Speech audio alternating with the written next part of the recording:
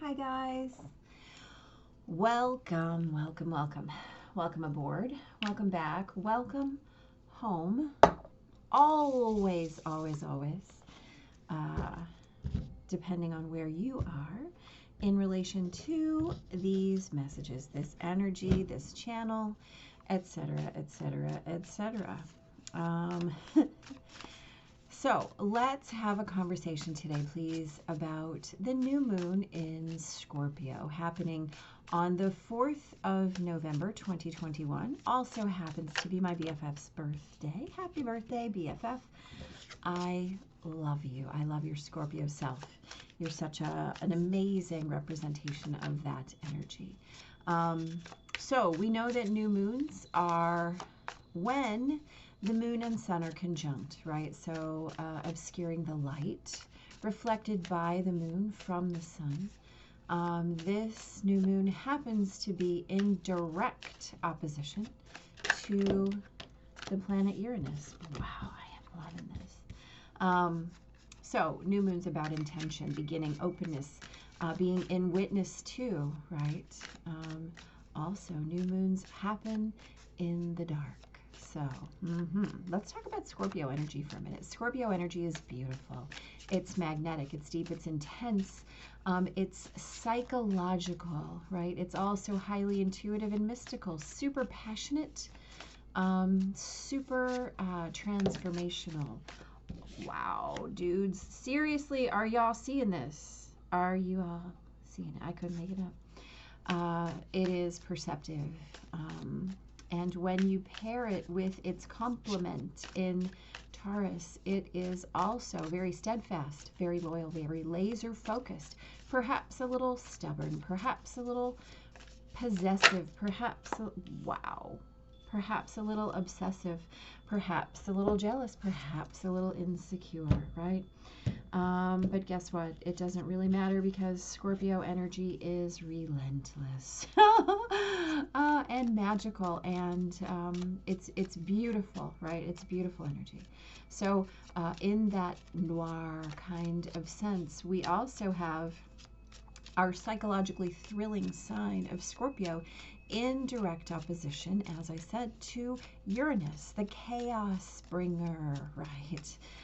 The seismic shifting, the from the depths, right? The depth charge, the aha, the eureka moment, the shift, the change, right? Awareness, sudden insight.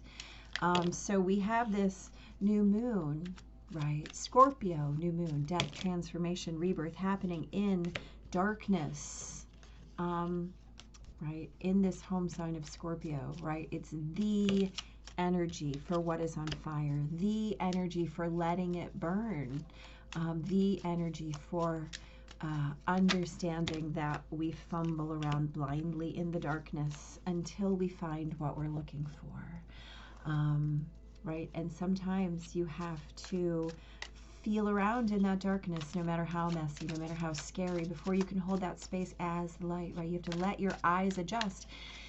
And here's the thing, opposite Uranus, you're not going to really have time to let your eyes adjust to what's coming today, right? This is about finding the light switch and flipping it on, pow, right?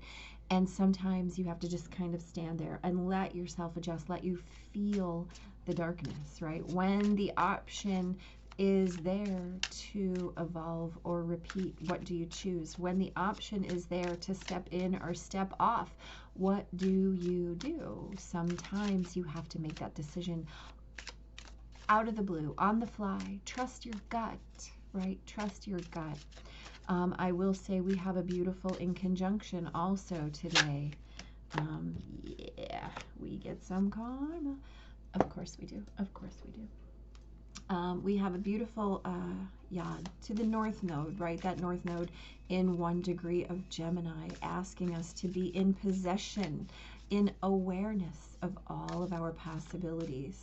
And that in conjunction is to Venus in 29 degrees of Sagittarius and Mars in 3 degrees of Scorpio. So Mars in Scorpio asks you to move and Sagittarius, Venus asks you to feel, to experience.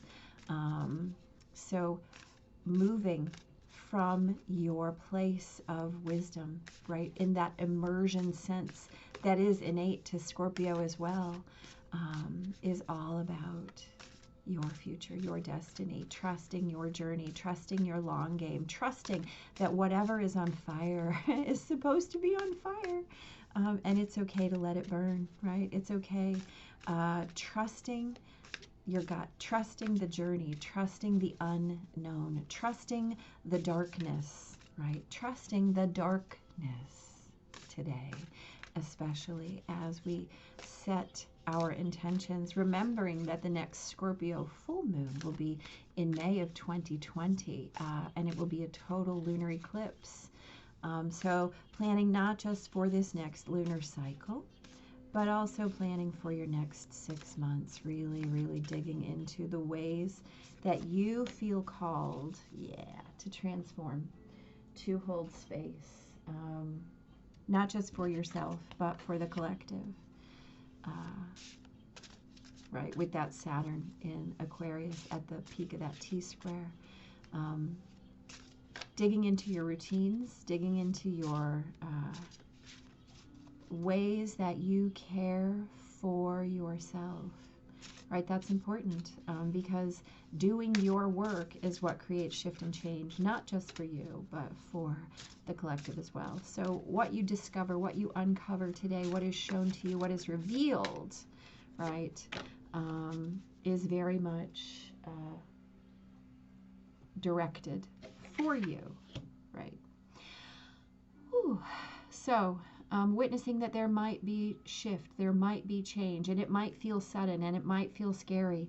It can also feel exhilarating and welcome and like a breath of fresh air, like the fanning of your internal flames, like allowing yourself to really be in reception of the ways that you want to be transformed, that you want to create transformation, that you want to be reborn, that you want to be renewed, right? The moon and the sun, the seen and the unseen are peak today, opposite Uranus. What are you in awareness of? How is your will and your heart really shifting and changing? And what are you going to become on the other side? Where is your Phoenix point today? Let's talk about it.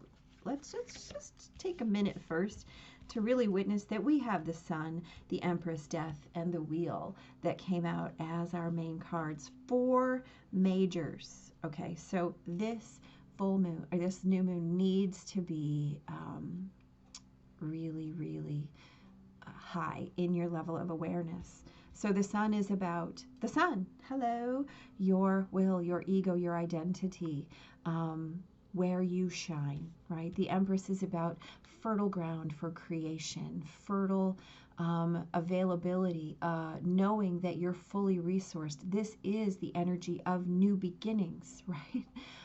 Of witnessing yourself as that creation and being able to create. She's the sum of all 4 queens. We've got Death, the card of Scorpio, transformation, plutonic energy, what comes up from the depths to be released, to be witnessed, to be healed, and the Wheel, that beautiful cycle energy, right? Witnessing our release, our cycle, right? That all things come and all things go. All things come for a purpose to be learned from, and then they go. And they might come back, but they might come back transformed, right? So we have this gorgeous foundational energy. So let's talk about the clarifiers in relation. So we've got the Sun and the Queen of Cups.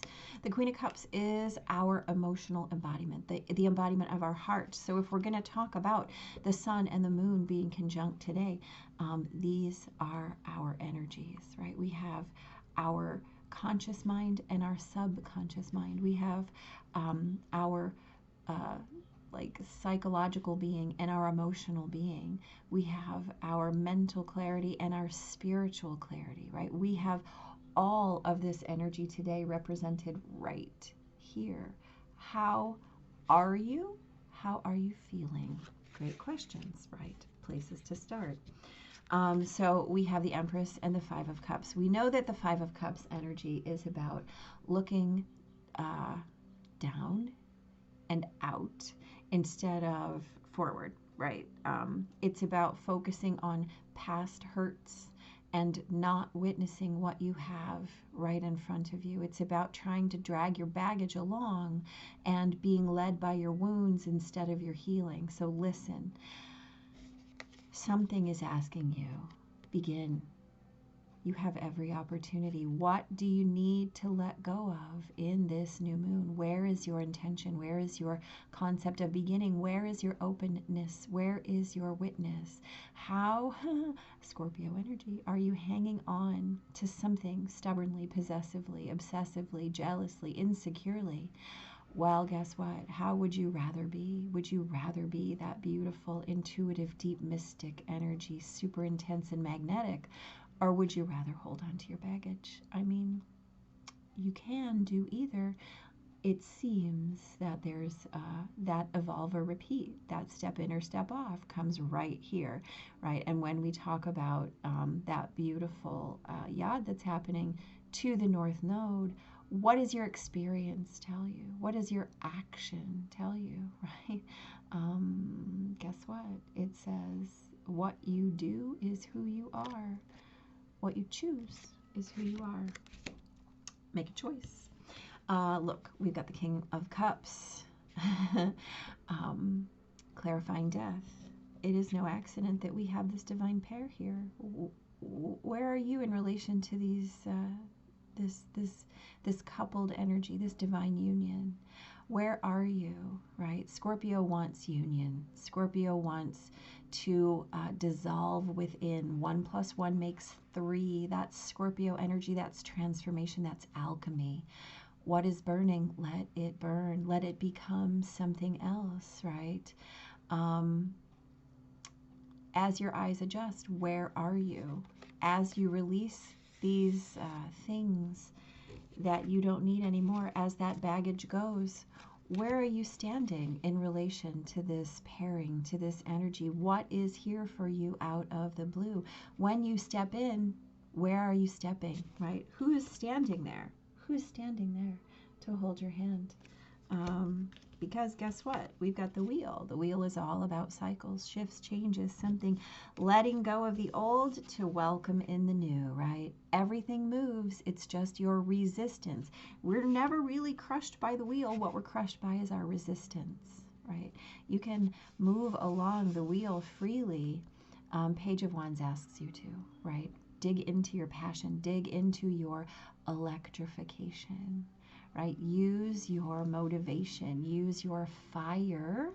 We talk about fire as a vehicle for transformation. The page brings it in. Look, just pay attention, right? Because your life is clear right now. It's clear, right? Uranus, the shock, the lightning bolt, has brought the chaos. Where are you standing in relation to that energy? Are you holding on? Not recommended at this time. We've got the Great Balancing, right? This is the card of karma. What is karma? The Great Balancer, right? So here in this energy, this Great Balancing, we are given and things are removed. We have Shiva, we have Shakti, right? We have creation, we have destruction. The key is, are you holding on to your destruction? Are you acting as your own destruction, or are you acting as your transformation by welcoming the shift and change, by welcoming the fire, by welcoming the fire, right? Welcome the fire, y'all, because, hello, welcome the fire, for Pete's sake. Okay. Again, I would like to please say we've got 2 40s, right? 4 is about shift, change, and new, the newness. So, yeah, pay attention, y'all. You know that whole concept? None of this is happening by accident. None of this is happening by accident. Let's have this beautiful conversation here. I mean, come on. She's got it all. She's got it all. Yeah. Pachamama represents the unconditional love that the earth has for all her children, including the stones, the plants, the animals, and the humans. She is the goddess of the earth, also known as Gaia, who pervades all creation in our planet. She is our timeless soul and can experience life in a biological body. The joy and pain we taste during our brief time on earth are invitations to discover the boundless love of Pachamama. You are a child of the earth. Now is the time to eat right, love right, and be joyous, regardless of the circumstances you may find yourself in, right? This is about, we talked about this, that Saturn in the T-square between the Sun and Moon and Uranus. This is the time. This is the time to eat right, love right, and be joyous, regardless of the circumstances you may find yourself in. Be grateful for your life, your body, and all that nourishes you. Pachamama invites you to relish each breath, embrace your joy and your pain equally, right? And discover love through both, right?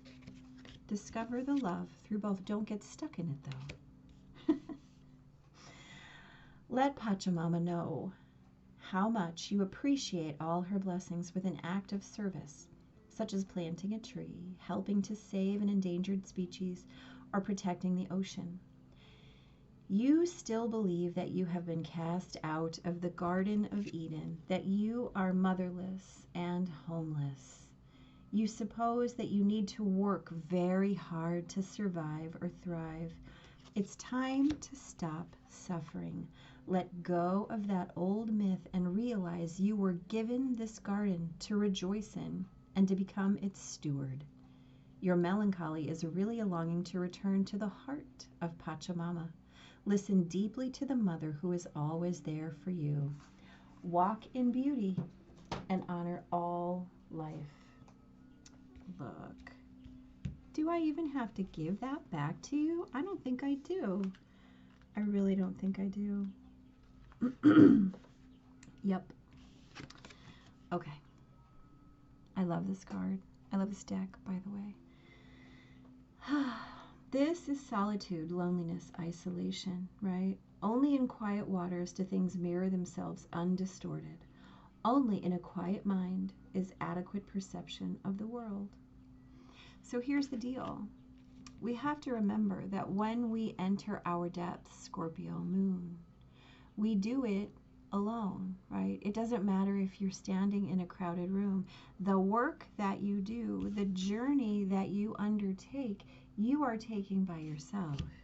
It might be populated, certainly, but it is still your journey, right? And you're making choices about where you are in relation. That's why I always say, welcome home in relation to where you are with these energies, right? The balancing is yours. It's your balancing. We all need some me time. The family, the job, the groceries, the world, they can wait. During these precious few moments of escape, they do not exist. I am alone. My only companions are my thoughts. Fact, right? We're born alone, we die alone. That's just how it works. We walk the walk alone. We get to populate our life as that steward of our lives, right? But it's still our journey. We're still responsible to our intuition and our mysticism and our passion, right? We still evolve or repeat on our own. We still step in or step off on our own, right? You still have to trust the darkness on your own. Somebody can hold your hand and you're still responsible for doing the work yourself, right? Seen or unseen, will or heart, it's still yours. Yeah.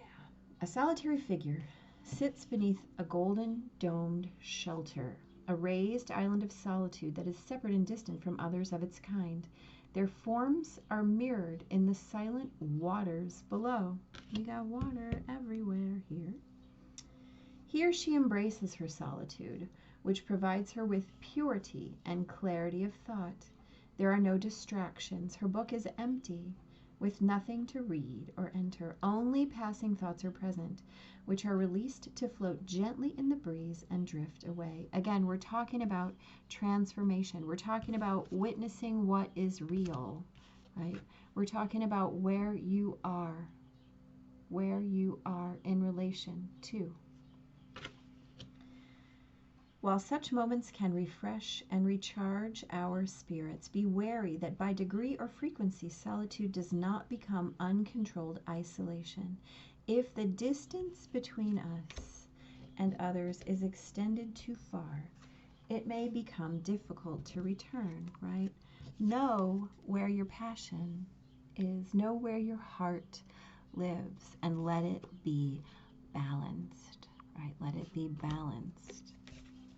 Let that wheel turn. Let it take you where you need to go, outside of resistance. Don't constantly be looking back or looking at what you don't have, and let that be your echo, your song, right? What you desire is already yours. It's already yours. These majors say, yes, it is. You're already exactly where you need to be. Don't be surprised today, right? Be in awareness. Be constantly looking for ways to step up, step in, to evolve, to create something new, to be witness to what is, right?